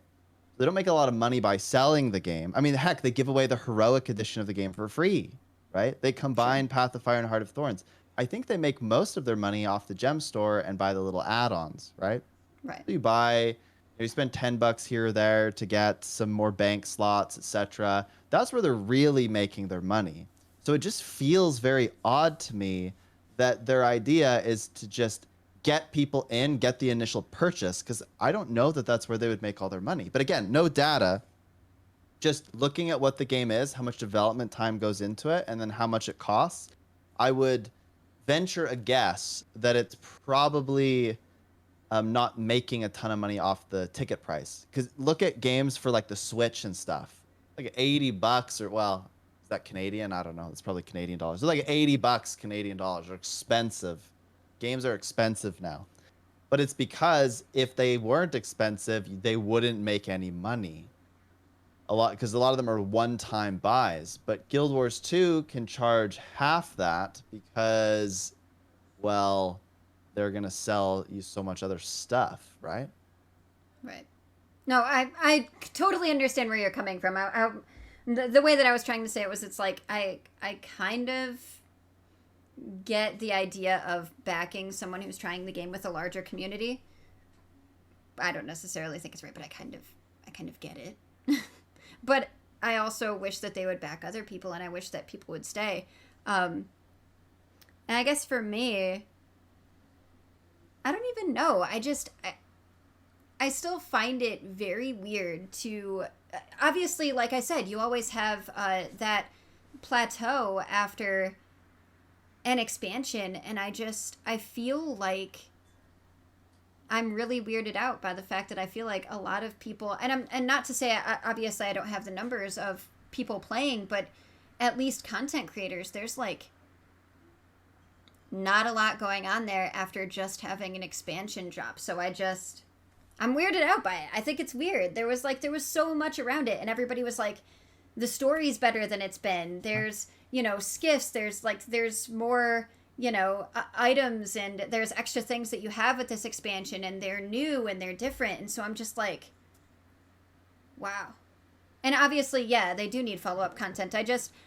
I'm just surprised. I'm still surprised, regardless. And that's why Yeah, I wanted to have this podcast and see what people in chat had to say, which is why it's live. Because I'm like, I came back from a month being gone. I had no idea that this was even happening, and I came back and I was like, where is everybody? So.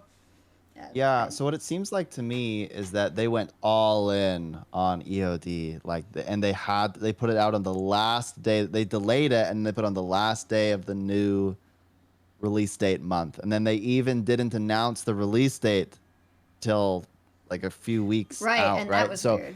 it felt like it was really crunch time for them. I think everybody could feel that, and so I don't think they had a ton ready for right after the expansion, which is why I think they were working on stuff like the Living World Season 1 comeback and the Strike CMs. They were sort of, they're dripping this content to give it, to make it look like they're constantly putting out new stuff, which they are. It's just not majorly substantial, right? So yeah, it just feels a little bit odd. I guess for me, you mentioned stuff like the skiffs. Mm-hmm. What are skiffs good for? I haven't done any of the masteries, so I don't even know how it's changed, but I just thought it was like a cool new, way to get around, kind of like a mount which had its own feel, because it still feels kind of weighted, and there's so many waterways for the maps, so just a fun way to explore, I suppose, for new maps. You have the water mount, right? Yeah, but I'm not very good Skimmer? with using the mounts either, so I can't really even Is I there can't a really even reason you'd use comment the on. skiff above the water mount is what I'm getting at. And the answer is not really. Probably to be able to fish off of it.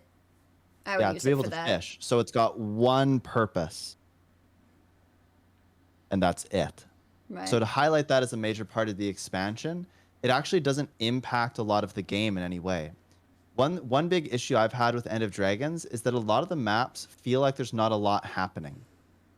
For example, they added no new races, no new adventures whatsoever into any of the maps. Not sure why. Maybe they had data that said that people weren't really using them.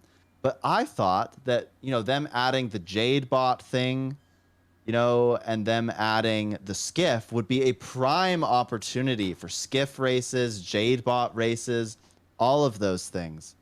I thought that those would be like really important because otherwise I wasn't sure what they'd be used for. You know how you can like control your Jade bot? Have you heard about that? Yeah, Like, you had to do it for the you've story done that, and everything right? too. Yeah. Mm-hmm. I did that once or twice. Once in the story and then once for a heart. And then I've never used it again. And I guess what I'm getting at is that a lot of these things are actually pretty cool, but they're just not really used a lot. So when you highlight things like the skiff being a big part or fishing, I thought that fishing was going to be so much more. I thought that they might make fishing like a part of meta events where, everyone has to throw their rod in the water to lure out the Leviathan. I thought that might happen, but it hasn't. So fishing... Oh, I should be, to be fair, Skiff also has the ability to do like that damaging attack on like one or two bosses, but that's it. Mm-hmm. But otherwise, it doesn't feel like there's like a lot of depth to these things. It feels like they're really like one-way street. And I think that hurts the replayability quite a bit, and it makes the advertising seem kind of weird. Because then there's a turtle. What's the turtle good for? I know there is a meta that if there's NPCs around that are on turtles that you can hop on, but you can at least use your turtle to be able to help complete metas. Like there's guys up in, that you shoot down in canisters. I know there that. There are a few meta events, yeah. Yeah, but other than that, just like, for saying that you have the mount because it's cool and it has skins. Although a lot of people are upset about that because of it being a co-op mount. And the fact that you can't or couldn't use the artillery. So there is one big utility for the turtle that I do want to mention. You can try to get a bot, press F on the turtle, and then you can take them on adventures with you. And then you can destroy the bot in Lion's Arch for all to see with like a crowd watching. I saw a video on that once, but okay, anyway. That's fun.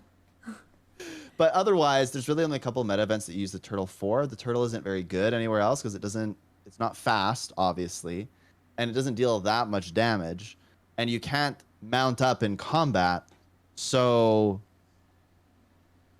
it's not very impactful. So I look at these things. These are things that were really touted as like really important. I think fishing is cool and fun. It's really good gold per hour. But fishing is just like its own side quest. And the turtle is just this really niche thing. And the skiff is just this really niche thing. And it feels like everything is so isolated. It doesn't feel like they are all cohesive in the world anymore.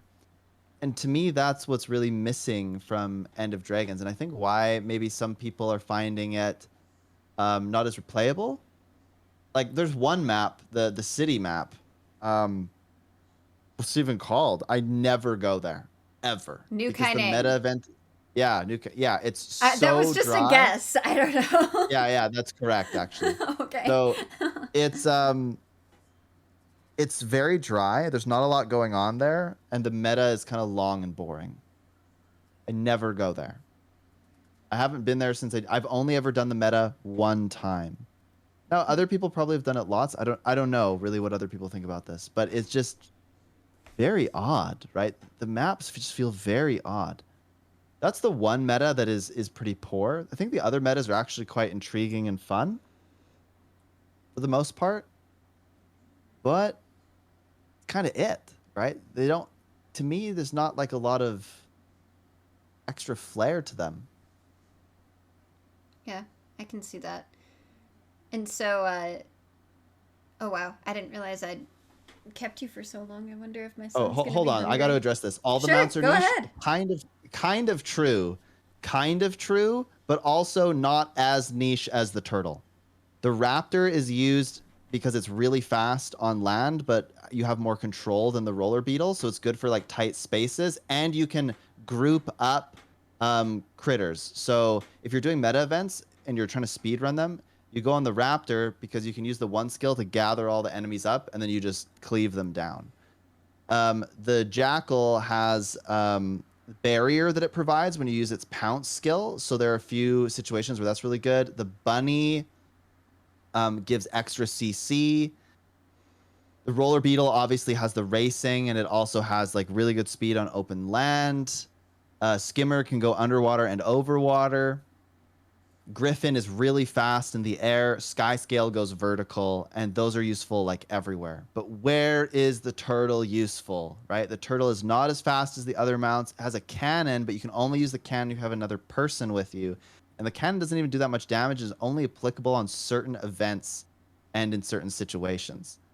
So really, the turtle doesn't have that much use outside of those like very niche little things, right? That's my issue, is that the other mounts are just so much better and so much more useful in so many different areas that it's kind of like, why use the turtle? I guess I didn't notice that. Is that yeah, I don't think I have seen any jackal portals in the new maps. That's true. But I think that would No. be because they're trying to highlight level the skiff with having all of the waterways. So it's more of like trying to highlight their new features and their new content. But yeah, that's true. So it's like it almost makes it obsolete in the new areas for exploration. I didn't even think about that. Yeah, they do that a lot. They like introduce the system or skills or mount or whatever, and then they move on and they don't use it again, which always feels weird, but it kind of makes sense at the same time. Like, they want maps to be unique and such. Well, yeah, good for new players as well. But what I'm saying is having those things highlights the new items that you're putting in the game rather than having items that are in the game previously. So regardless of if it's new players or anything, it's still highlighting the new feature was what I was getting at. But yeah, well, I guess what's funny for me is I just like running around, and I like gliding for me is so much better than any mount in any game. Like, I would prefer if like to have like Guild Wars 2 gliding in other MMOs even, because I love the movement for it. So having other mounts and stuff just doesn't even really matter to me anyway. Like, I want them. I'm going to do the achievements for all of them for content too. And I have to finish the turtle stuff because I actually did the turtle when you had to do the strike to get the turtle. So the strike and the meta. So I have to finish the You have to achievement do for the that. strike to But get the turtle still. you do still have to? I wasn't sure if they changed that as well. I know they changed the meta, right? Yeah, people don't like that. They get really upset by it. Somebody told me that they had failed the normal mode strike 30 times. Wow. Yeah. I asked them if they were changing their build or anything, and they said, well, we weren't running with healers, so I went, all right. Oh. Nice. Well, it's going to be way harder then. Yeah. But just because it's been like 2 hours. Wow. So I do have a couple more questions for Sneb. If anybody else has any other questions that they want to post in chat, like specifically for Sneb or about this, that would be awesome. Or anything else, like if you like, how do we fix this? Like, how do we fix this burnout? Is it doing new content? Is it something that should be on ANET's part? Is it a promotion thing? Like, how do you guys think that stuff like that could be fixed? And the main reason I ask, so I don't know if you guys wanna wish me luck or advocate for me, is because I would love to change it from the inside, and so I applied for their content marketing position.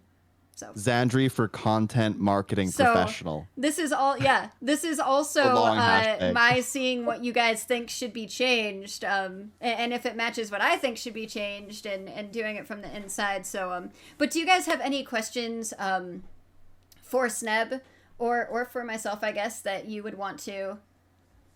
Does it seem more of a problem than there actually is, just because we're more hardcore players? The burnout? Maybe. Probably. I mean, it could be for people that are more hardcore players. Those are the people that it seems like are the ones that are getting burnt out quicker. I honestly just wanted to try a variety of games of things that I hadn't tried before, and I haven't done anything hardcore in Guild Wars 2. One of my big things was I was really hardcore with World of Warcraft. And so for any other MMO or game that I've played, I've tried not to be that person, specifically to make sure that I'm having more fun. So I think that could definitely be an attribute for maybe people that are experiencing it. What do you think, Snub? Because, I mean, that's you. That's what the content that you enjoy, so. Repeat the question again? Do you think that the burnout is happening, like, more often and is worse for people who like hardcore content or are more hardcore gamers? Yeah, I think there's a general sentiment that there's just not much to do right now for the hardcore players, but that doesn't mean there's not a lot to do for new players and players who play pretty casually, right? So I think we ought to respect that. I think it is exacerbated if you're a player that plays quite a lot or likes a very specific kind of content. That said, I think a lot of people try to dismiss that. I think they try to discount that the hardcore players are leaving and they're just kind of like good riddance, whatever. But they don't realize. Wait, what? Can I have your gold? Yeah, yeah, basically. But they don't realize the impact this has on the greater community of the game. If people that are very knowledgeable leave the game, you have, well, knowledge loss. People know stuff and they're no longer sharing it. Right. So now people have to go figure it out. It becomes harder for people to complete content because fewer people know it. It's a really good example with raids. We've had a lot of people leave the raiding community, and it's gotten harder and harder and harder to pug raids, specifically on NA, because fewer and fewer people really know what they're doing. And the information spread is becoming more difficult because people just don't know.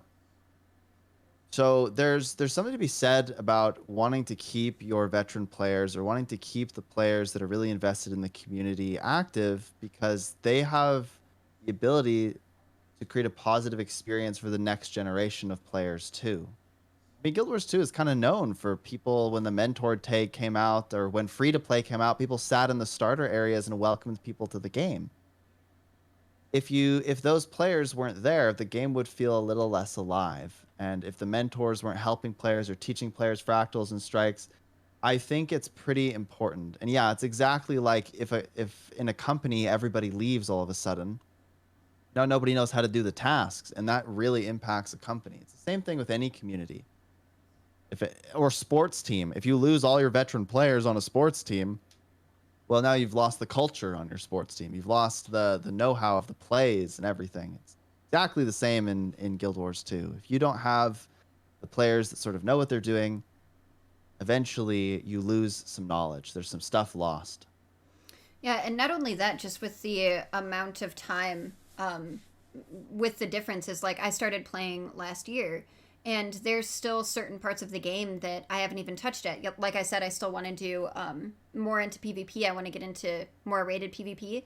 I haven't done World v World yet, and I haven't done map completion. And I really love all of the hearts and NPCs and different things that I can interact with, like books. And I haven't gone through all of those in every single area. So yeah, I do think there is a difference with burnout, or and it could be communities that you've been involved with. It could be different with that, like different people that you associate with, like people that you've had in your chat if you're a streamer. Like there are different things that affect it, and people that are brand new to the game or have been playing, like I said, for like me for almost for a year, and there's still things that you might want to do, you won't feel like it's as bad. You know what I mean? Yeah, that's true. How do you please the player that's at the top of the league? You create aspirational content. Players at the top of the league still go for the championship, even though the players at the bottom of the league know they have no hope at beating, like no hope at even making the playoffs. People go for the competition, for the competitive spirit. Guild Wars 2 just doesn't really have that right now, right? So there's lots of things they could do. It's just like a meme to even talk about them because they just haven't been done. The reality is that this is a business, and they need to do whatever's in their best interest for the business. And if that means that, say, like the hardcore players don't have a spot anymore, well, that's what they have to do, right? If they need to not make content that appeases the hardcore players, and so be it. I just find it odd because Cameron had this interview with Deeg, and he was talking about how their data shows that aspirational content is good for the game. So when they released fractals, more people playing the game, which translates to more people buying stuff, right? So a little weird. It feels like that was said, but maybe that statistic is no longer true, or maybe it's not. Maybe something's changed. I don't know. Mischievous, I feel like would be the only reason why I haven't glazed over it or am talking about everything else. This is one of the topics that I'd wanted to talk about since I got back to the game, which specifically pertains to the game, but I feel like that should be a whole other podcast. I feel like that's a lot more than just my trying to answer a question. So I feel like that's hard, but it's definitely something that I should formulate a podcast around, especially since I do know a lot of female content creators that would probably want to weigh in. So if that's something that you guys would like in a conversation to see if that can be alleviated, or talk about ways to alleviate, having it be more safe in communities for women and girls, it's definitely something to discuss I actually in another would. podcast. I mean, I'm not a woman, so I will not speak for women here. But it saddens me to hear that people think that the Guild Wars 2 community isn't a safe space for women, because I actually think the demographics of Guild Wars 2, there's a really high percentage of women. I didn't even know that people thought that. Really? Yeah, I think there's a great, like, even the demographics of people that watch my channel, many of them are women, and many of the people I raid with are women. Many of the people, I have a static that's like 50% women. Mm-hmm. I think there's actually like a lot of women in the game. And so it saddens me to hear that people don't feel like it's a safe space.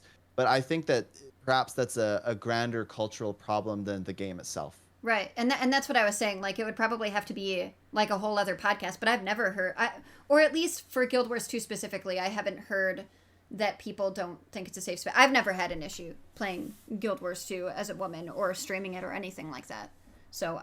But being a content creator, can be different in a lot of different areas with, people trolling and things like that. But I haven't seen it as an issue for the game specifically or for the community specifically. Yeah. Veteran army dudes in their 60s. Speaking of that, I don't know if I've ever mentioned it on stream, but the reason that I actually got into World of Warcraft was because my grandpa played World of Warcraft and Diablo. So he was actually the one that started to get me into MMOs, started to get me into high fantasy things, and this was probably when I was 12, 10 or 12. I started getting into like Warcraft and Diablo and things like that because of my grandpa, who's now 78, I think. So, yeah.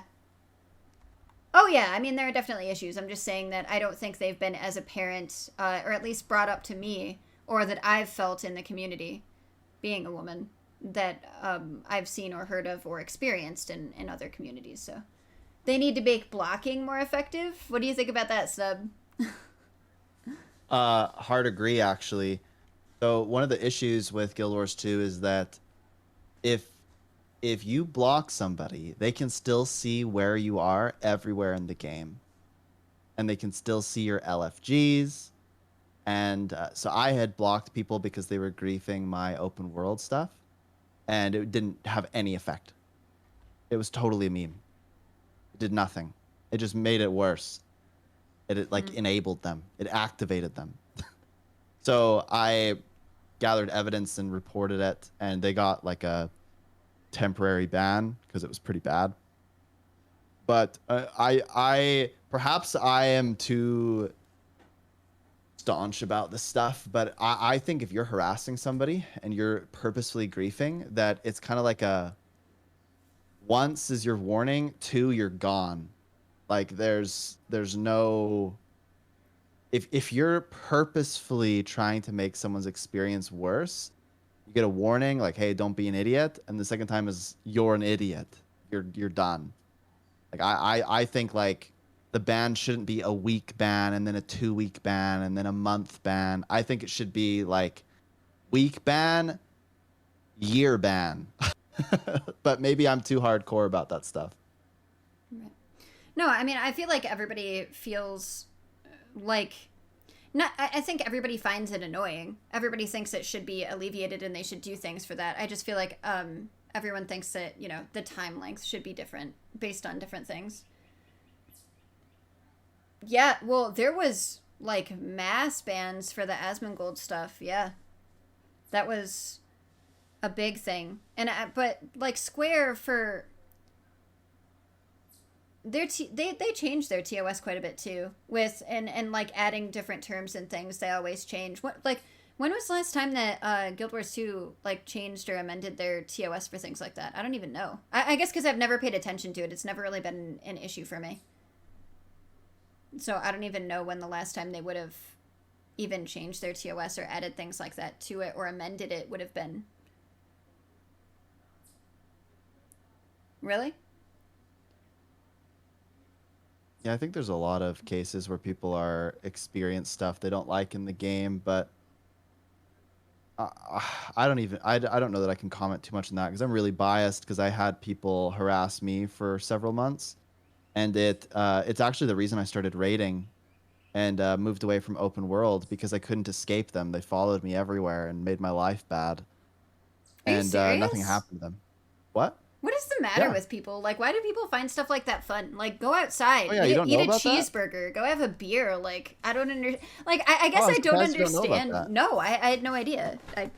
Yeah, no, there's like a clan or a group of people that are dedicated to griefing on the in Guild Wars 2 and other games. And they found that I was speedrunning Drakkar, and they would join and purposefully. So in Drakkar, you have these different portals, but when you go through a portal, there's a cooldown, so you can't go through another portal for X amount of time, and the cooldown is really long. So with Drakkar, you need to organize people so that you'll have a relatively even distribution of people, or you can do what I did to speedrun it, and you can have people portal through these other portals. So like Mesmer portal down, they go through the portal, Mesmer portal open, everyone goes to the Mesmer portal. So that's fine, except if you have people who are coming on Mesmers and they're purposefully porting people into the wrong portals, because then Oh, they can't get through to the other ones. So this happened and would destroy my speed runs every time. And I tried everything to get them to stop. And I could not get them to stop. I tried reporting them. I did all the stuff. They got reported. They got banned. They came back the day after their ban was lifted. I sent all this footage. I did everything I could possibly do. And then at some point, I just gave up because I couldn't get it to stop. I So I haven't I don't know. experienced it like that in Guild Wars 2, but my thing wasn't like people following me around. So I've never had an issue like that. Like I've never had like an in-game stalker or someone that like made it their life's work to like harass me. So I can't comment on it in that way. So my feeling about things like that is a little bit different. One thing that did kind of is kind of comparable to that, but I found kind of annoying but kind of funny that people actually took the time to do it because there was always people there, was in World of Warcraft. If you wanted to take the Dark Portal, a lot of people would wait until they got flying to go through the portal because it was this area you took it for Outland, and in order to like level to go to the next region, because each region had like a specific like not necessarily level cap, but where things would be tougher for you to get more experience for your certain level. There were different regions, and so you had to get through this portal. And for Horde and Alliance was the two different factions. People would sit there before you could toggle on open world PvP, and they would kill you. They would gank you. People at max level would sit there and wait for you to try to get through the portal, and they would gank you before you could get through the portal. And so people would wait until they were the right level to get flying so they could just fly through the portal. And it probably makes me sound like a bad person. It happened to me, and I was really irritated at the time, but I also thought it was funny that people took the time to all hours of the day to camp that portal. And not just one person, like multiple people. And so like I was like, this is the dumbest stuff I've ever seen, but oh my god, it's actually really funny to me that people will waste their time sitting there. I don't know. It's no, it was for Burning Crusade. From Burning Crusade on, people would do it for like those people who were leveling that had to go through it. Or no, it would have been, I guess it would have been for Wrath, because flying. People would wait to get flying, so it happened more like for around Wrath and on, I guess. But yeah. And I thought it was kind of just funny that people took the time to do that, because it's like, really? Really? After Guild Wars 2? Yeah, that's true. But some of the trolls I find funny, and some, obviously, especially when I hear stories, it's like, wow, I can't believe nothing ever happened to that person. But I've also never been, like, that I know of, legitimately targeted either. So there's that as well. What was, someone had asked me, if there was an ultimate type content in Guild Wars 2, would I play it? Maybe. I guess is the best answer. And I only say maybe because, like I said, when I was playing World of Warcraft, it was, for Citadel. At the end of WoD, when I was raiding, I was in a guild called Rain, and we were trying to do like server first and things like that for for everything, and my streams were Mythic Plus carries for plus 10s and things like that. Hellfire Citadel. Sorry, my dog came in and I was thinking of like 3 different things at once, and we ended up being server third. And I was really serious about getting like orange parses and pink parses for things for every single spec of mage to show that you didn't really have to worry about flavor of the month and things like that. And I got like really burnt out from it because that was all I was logging in to do. And so I kind of vowed that like, unless it was off stream and I was like really excited and doing something with a group of people just to hang out with that group of people, that I wouldn't do hardcore content anymore, because it wasn't fun for me, and that was just a personal thing. Like, I didn't want my stream to be that way either. So I don't know. I guess if I was really interested in it and it was a really cool fight, because the only ultimate for Final Fantasy that I've done is Uwu, so I've only done Ultimate Weapon Ultimate. So I don't know. It's a good question. I enjoyed doing Savage content. But the Savage content that I didn't stream. I did it offline with a group of people that I thought would be really fun. I think it would be beneficial for Guild Wars 2 to have that ramp up, to have a normal strike, to have challenge mode strike, and then to have something that was comparable to ultimate. I think that would be really good, especially for the hardcore players. But I don't know if I would probably do it, but I probably wouldn't do it on stream, I guess is the best way I can answer. Yeah, it could be. I could be just resistant to it. I don't know. But I should probably... My son's been kind of crying a little bit, so again, it's time. Yeah, he's been like starting and then stopping. My husband's doing a really good job keeping him occupied, and he might time have been for taking a Super nap Mom too, to save the day, though. Probably. But yeah, so thank you guys so much for hanging out. And did he fall back asleep again? Oh, he's awake. Oh, he woke up again. See?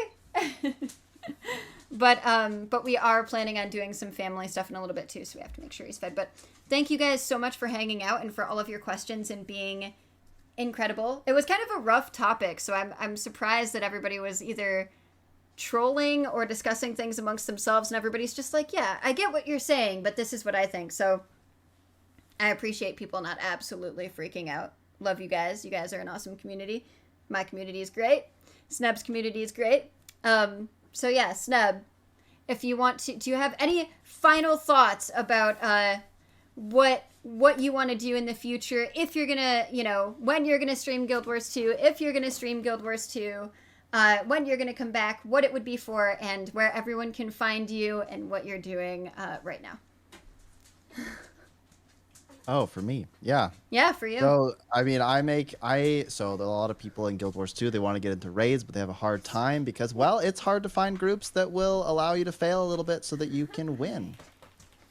Yeah, Aww, that's true. baby. He's being cute. I'll help you level wherever you want. Anyway, we like help set people up onto teams and help teach them raids and other endgame content. We do that on the Skane Gang Discord, which is discord.gg/SkaneGang,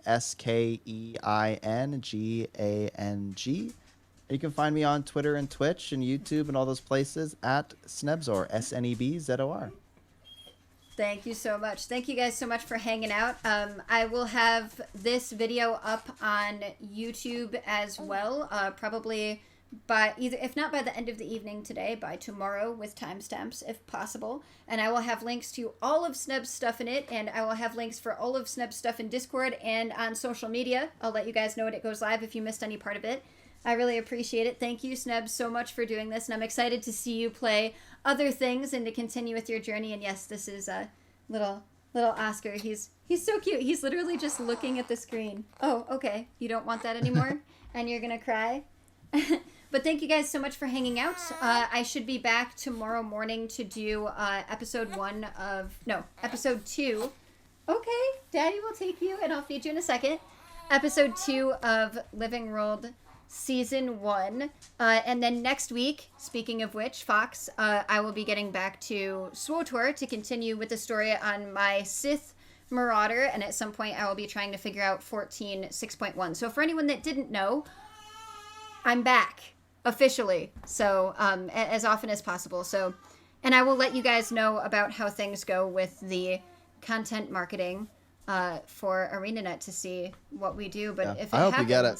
I really do. I'm excited to see if I can implement things cool. like this, like taking opinions and being like, this is what's going on in the community. Can we fix this? Because I want to... Oh my gosh, your dog is so cute. Yeah, I figured... Oh, whoa, hitting the microphone. I feel like we need more doggos in our life. So, your puppy's just like keeps him. looking slyly at the camera like, I'm cute, aren't I? Aww. Yeah, he's a golden doodle, a miniature golden doodle. So He's cute. about 20 pounds. He likes being held like this because I conditioned him as a puppy to enjoy it. So he likes being held like a baby, don't That ya? is so Oh. cute. But thank you guys so much for hanging out. I think, speaking of how we were talking about Valen earlier, I know he was streaming, so instead of looking up someone else, I will send you guys over to him because Oscar is crying, so I'll feed him. So thank you guys so much for everything. Again, this will be up on YouTube, and I'll probably do the audio up for it on Anchor, and I will post everything so that you guys can find Sneb and check out what other games he's playing and seeing when and what days and if, like, when Guild Wars 2 is in our schedules again, or not. I don't know. But thank you guys so much for hanging out. I appreciate it. I'm going to get that up here. If you're not already following both of us, make sure to do so. I've been streaming since I've been back pretty much every day around 9 a.m. Central. So hopefully I will see you guys tomorrow for Living World Season 1, Episode 2. And yeah, thank you guys so much. And yes, let me throw in... But thank you guys so much. I really appreciate it.